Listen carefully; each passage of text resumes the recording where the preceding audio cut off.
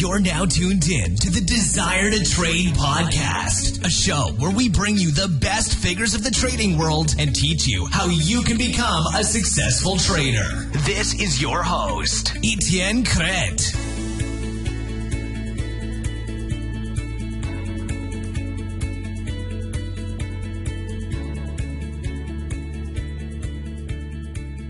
What's up, traders? It's Casey, founder of Desire to Trade. Now, welcome to episode 35 of the Desire to Trade podcast. In this episode, I've interviewed Casey Stubbs. Casey had a great advice and great insights of what is trading for him and how he trades. Casey starts trading in the morning and finishes his day around 11 a.m. Eastern Time. That is a pretty nice lifestyle. Casey is really a family man, meaning he has 9 kids, spends a lot of time with his family, and is able with trading to do whatever he wants for the rest of the day. He has some good advice for new and existing traders on how they can thrive in trading. Now, this is a great interview because Casey has a lot of experience. He started trading several years ago and has been through stock trading as well. Right now he's focusing on Forex. So try to get as much as you can from this interview and then come connect with me in the Facebook group after. Check this out at desiretotrade.com/group and you'll be straight redirected to the Facebook group where you can join, talk with traders, and get all the information on what I'm doing and what I'm working on. I publish a lot of stuff in that group that I don't share anywhere else. So check this out, desiretotrade.com/group, and I'll see you there. Casey Stubbs, welcome on the Desire to Trade podcast. How are you doing? I'm doing well. Thank you. Awesome. It's great to have you here. I think I was really excited about that podcast. So it's really great to have you here. It's great to also share with other traders. Yeah, I appreciate the opportunity to share what I've learned and share about myself. It's always fun. Awesome. So why don't you start about what you're doing today? Well, what I do right now is I trade the Forex market, which is currency trading, the euro versus the dollar, that type of thing. Pretty basic stuff, and that's my main trading. I do some other stuff with stock markets, but primarily trading the Forex. And do you only concentrate in the EURUSD, or do you trade other things? I trade most pairs, most of the currency pairs. The euro dollar is one of the main ones that we look at, but we trade just about everything. Okay. And I think you addressed one big myth of Forex trading, which is it has to be complex and complicated. You say it's really simple. So what do you mean by simple? In order to be successful, I believe that you really need to come up with a simple strategy and application in your trading that you can repeat and teach others to repeat so that you're not confusing. A lot of strategies and a lot of people think that they have to make it extremely challenging and difficult in order to be successful. But I think that the easier it is and the simpler it is, the easier it will be for you to follow it. Could you give an example of something that's simple versus complicated?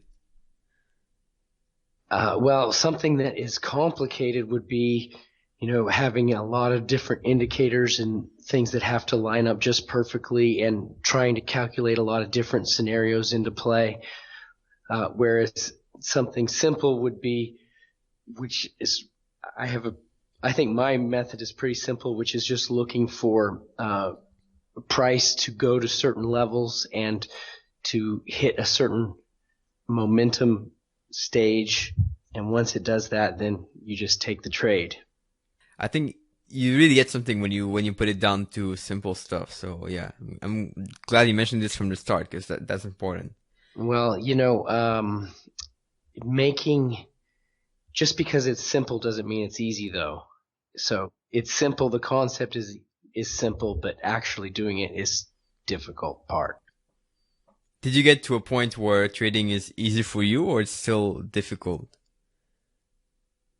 I would say that it's not easy, but when you focus and you put your time into it and you do your preparation, you can see results that are consistent. This is an interesting question, though. How much time you spend trading or preparing to trade? And well, I trade every day, Monday through Friday. I start in usually around 6:30 in the morning, and I'm usually done by 10:30 or 11. And do you trade that whole time, or do you have a time where it's only preparation? I am preparing in the mornings, and I start trading usually around 8 o'clock. That means you're like more a day trader, right? You don't keep any position overnight. There are times when I will hold a position, but I try for the most part to be completely flat by lunchtime. Oh, okay. Interesting. And I trade on the East Coast, so 12 noon, that's when the markets really slow down. Yeah. That's what I noticed, yeah. Now, this is an interesting part that people usually like to hear about. What is your lifestyle as a trader? So what do you do once you're done trading? I am a pretty busy guy. I've got a lot of things going on in my life. So I have 9 children, so that keeps me pretty busy at home. They're pretty young, from 17 all the way down to 2. And so I try to spend a lot of family time when I'm done. And I also run a website and trading education business, so I'm working with maintaining the website, usually for the afternoons. That's interesting. I kind of like the lifestyle of trading in the morning and doing something else in the afternoon. And I think if you have time to spend with your family, that's just awesome. That's a good way to live life. So, yeah. That's the reason why I don't trade in the evenings. I know some people spend a lot of time watching prices and looking at what's happening in the markets all the time. And for me, I don't ever trade at home. When I say don't ever, I almost never trade at home. Most of the time when I'm at home, and then when I'm at work, I'm at work. That shows that people really have to focus on trading, right? At some point, and then they have to do something else at other point. That's a good idea, yeah. For me, it works that way. I know a lot of people that don't need to do it that way, but for me, I do. Like, for example, with the trading software that I have, it sends out notifications. So I have some members, and they just really want to have notifications sent to them all the time. And I could never really understand that because I don't need those notifications, because the trades, I'm always sitting right in front of my computer when I want to take the trades. So I don't need them sent to my phone. Whereas other people, who knows when they're trading, they want the notifications when they're laying in bed, I guess. I don't know. What kind of time frame are you trading? I look at every time frame, starting at a longer term, just to get an idea of what is going on with the big picture in the market. So looking at the weekly charts, daily charts, 4-hour, and then when I actually enter the trade, I drill down to a 15-minute so I can see exactly what's happening at the moment. It's something I started doing not a long time ago. I would say a few months ago, and I think it's really an approach that I like. So I'm glad you mentioned it. It's great. Now, what I want to do is I want to go back in time. So how did you start to trade exactly? I started in somewhere in the early 90s, like 93 maybe. My dad, I was only 17. My dad was trading stocks, and he didn't know how to use a computer. The way they would do it was research through newspapers and things like that, and then they'd call their broker to make a trade. And so they just started rolling out the online trading software, and I was pretty good at computers, and my dad didn't even know how to turn the computer on, so he needed me to help him get it set up. And so I taught him how to use all the software and get everything set up, and in the process, that's how I got really interested in trading. And how long did it take for you to learn how to trade? Well, from that point, I was trading stocks where it was pretty much just a buy and hold. And so I was doing that for many, many years before I actually got into day trading. So I did a lot of other things while trading just holding, buying and holding, and being interested in the markets. But I actually didn't get really into day trading until 2009. What made you decide to go to day trading in 2009? I actually had just recently discovered Forex trading at that point because I didn't realize that currency trading was an option until I saw an ad or something. I was looking at stock pages and I saw an ad for Forex trading. Okay. You just decided to give it a go and try it? Yeah, so well, what happened was they were giving you a free $100 account. If you opened an account, they gave you free $100. And so that's enough to get anybody to try, right? Mm-hmm. And so I tried it, and I haven't really stopped. And how was the process to learn? Did you fail a little bit at first, or did you just went straight to profitable? Well, I don't really know if there's anyone that has ever gone just straight to profitable. So we know that didn't happen. Yeah, I think maybe my first trade I made money, but yeah, it was a pretty long process to just continually focus and study and try out new things until I really found something that I liked and that I could be consistent. And how did you progress exactly? Was it reading and learning about stuff and trying to apply it? Yeah, I've read a lot of trading books and studied a lot of different methods and tried a lot of different trading strategies. And probably the way that I have progressed the most is trading with other people and learning with other traders. That's an interesting point, because I think a lot of people I talk to that are trying to learn to trade, they don't have any clue. Like, they don't have anyone around them who's trading. Yeah, it can be difficult when you're all by yourself. I think having somebody to talk to about your trades, and even just for processing purposes, even so you can explain what you're thinking or what's happening, so you can talk about it and just get it out there and process. And so I to this day am talking to other traders all the time about my trading, and they talk to me about theirs, just so we can have a conversation about how to improve and what we're doing well, things like that. Yeah, it's definitely great. So how did you do that at the beginning? Was it someone from your family or someone you knew that was trading?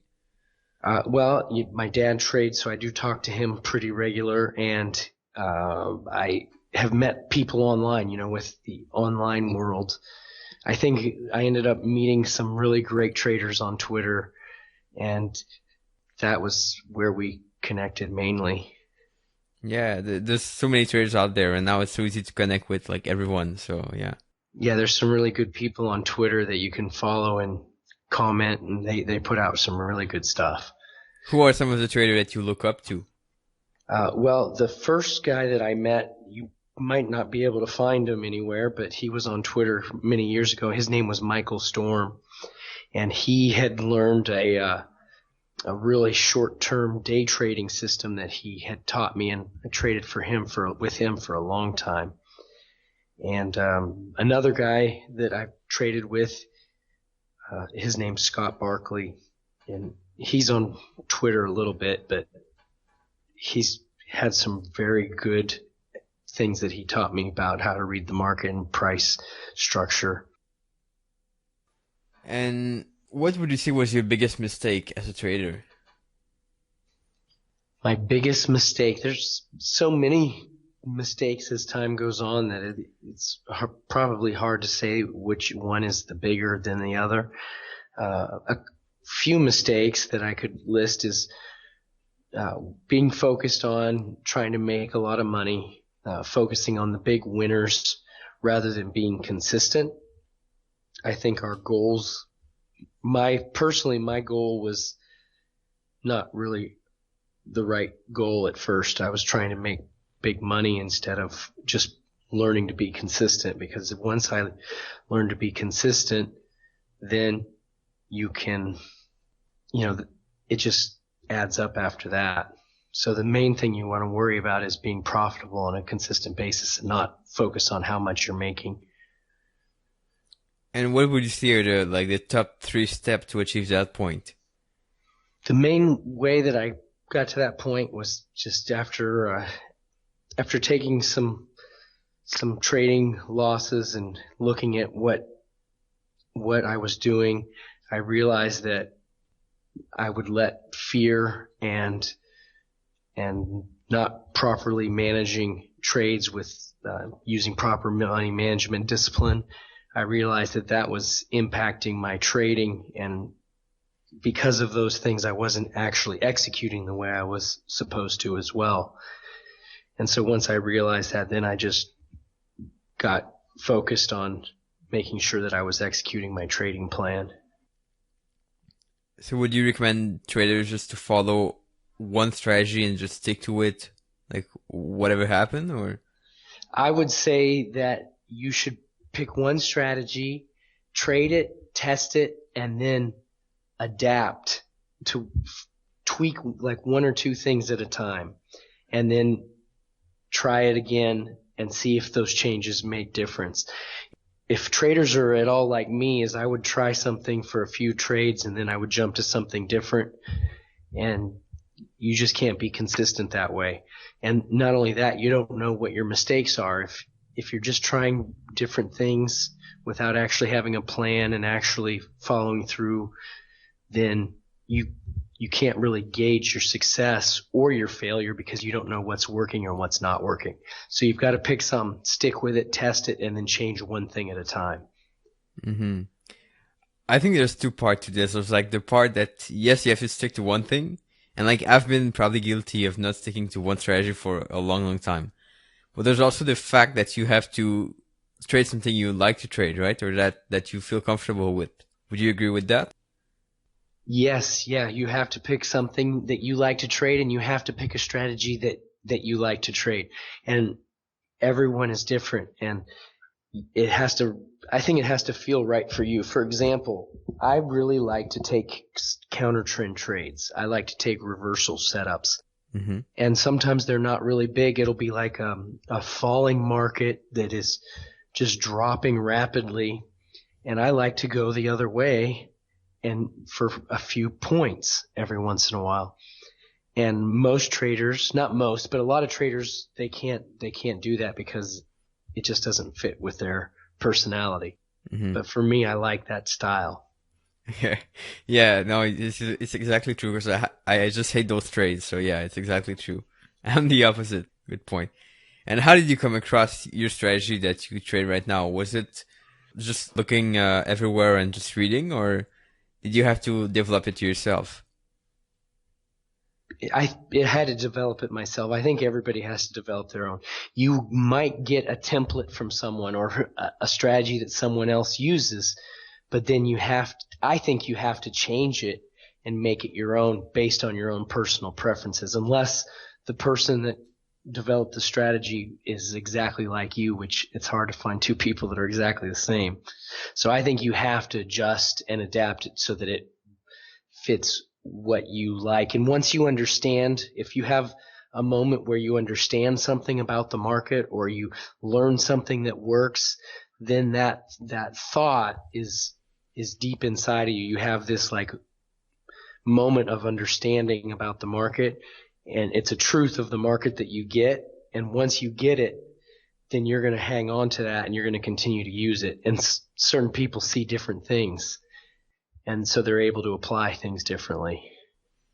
Yeah, that's really interesting. It's really something that people have to kind of follow their own way at some point. And I think it helps a lot, yeah. What are some of the activities you do outside just trading? Like, let's say some sort of routines or ritual that you do that help you to succeed as a trader? One thing I like to do outside of trading that I think helps me is I like to learn about things outside of trading. I like to read. I like to read books about history, and I like to read things about government. And I think that as you learn about some of those other fields, it might not apply directly to trading, but trading is pretty common, or it runs parallel to a lot of other things in life. Like, for example, I've been married for 10 years, and I was recently taking a marriage course with my wife just to work at improving our marriage, and I learned a couple things about our marriage, but I also learned that you can apply those same things to trading. And one of them is that in marriage, you have to persevere, and you're going to have a lot of good times and bad times. And the same thing is in trading. If you're going to be successful in trading, you got to treat it like you're getting married, and you got to really work at it and persevere through the good times and the bad times. And the other thing I had learned that marriage is like trading is that in a marriage, before you get married, your spouse only sees the good side of you. They don't see the bad side. But then same with your spouse, you see the good side, you don't see the bad side, you don't see all their flaws. And so then once you begin to see their flaws, then it's a whole new ball game. And trading exposes all of your flaws as well.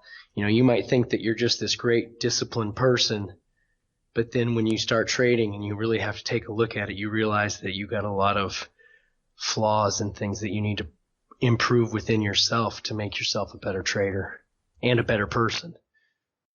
That's really insightful. And then the question that comes to my mind is, how do you deal with those times where you realize your failures or your mistakes?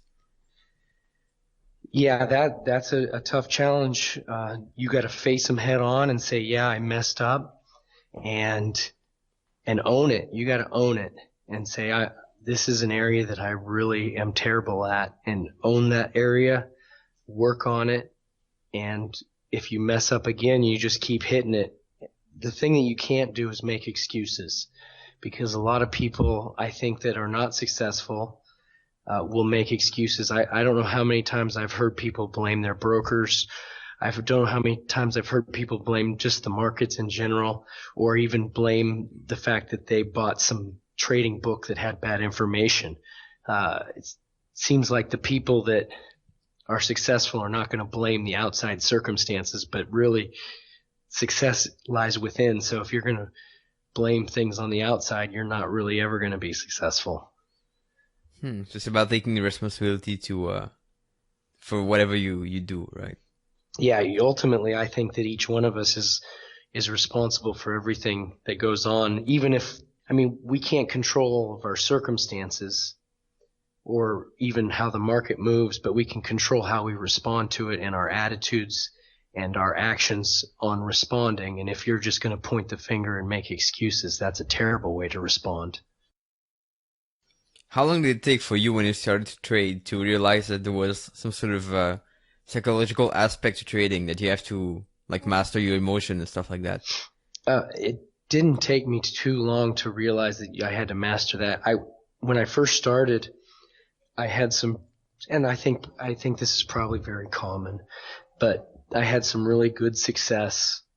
Not immediately, but after a few months, maybe after 6 months, I had some good success and was really going well. And then I started making some mistakes, even though I knew better, and it fell apart on me. And because of my failure, it took me a long time to recover. It's like I had a psychological roadblock, and it's like you have some losses, and then that creates more losses, and you have more losses, and it's like this downward cycle. And it took me a long time to break through that. Was that all caused by overconfidence? Overconfidence is a big one. Absolutely. I would not say that it's all by overconfidence, but overconfidence is a big one, because what happens is you start to do well, and I never really thought that I was invincible, but then you feel like you can take shortcuts, or you don't have to follow your rules all the way because you're doing so well. For me, success has caused me to not do things as well as I should have. And how do you ensure now, today, that you don't make those same mistakes, or that you don't become overconfident? Well, even now, it is still a challenge. And the thing that I do to help me with that is experience, for one. The more times that you get caught up in that, the easier it is for you to remember not to make that same mistake. So that's why I think everyone has to, as experience and as time goes on, you really train yourself to learn from that. So probably the biggest thing is just the experience of knowing, and looking at it. If you have a nice, let's say you have some good success for a period of time, and just really looking at it and saying, okay, I'm not gonna take shortcuts today. I'm gonna do what I need to do. I'm gonna follow my process and do what I have to do.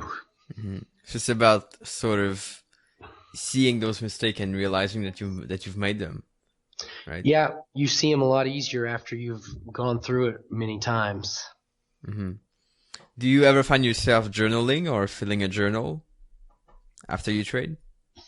I don't really use a journal, but I do go over my trades. I look at them on the charts and go through them, just replaying them and seeing what I could do better, and if I'm just make sure I executed them properly. Now, of course, today you keep trading like every single day. So what keeps you motivated to trade every day and to just run your website? What is your main motivation?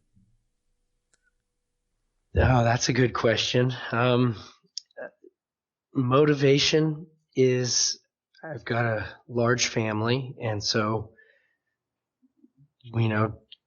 being the provider of the family is a pretty good motivation. Probably think that's the best motivation, really. Just trying to provide a good future for them and hopefully teach some of my kids how to do this as well. Cool. Yes, it's really about family. I see that you're really like a family guy, which is pretty cool. It's interesting. Because, yeah, some people want to travel, some people want to do different things, but for a lot of people, it's really about family, and that's it's a good point. Yeah. Yeah, and we do a pretty good bit of traveling. I live in Pennsylvania, but I'm actually from Oregon. So every year I take all my kids and we drive across the country in the summer. And so it's pretty good to be able to do that. Great. So how can people find you these days? Because I know you have a couple of resources online people can check out. So tell us about that. The main way is through my website, which is winnersedgetrading.com. And then I'm also on Twitter under Casey Stubbs is my Twitter name. And we just talked about a little bit before, you have a couple of resources for traders, right? Yeah, probably the best resource that I have is something that I call the Forex Power Indicator. And it's a tool that I hired some programmers to build for me a couple years ago. And it's nothing super fancy, but it really helps your trading. And it's a currency.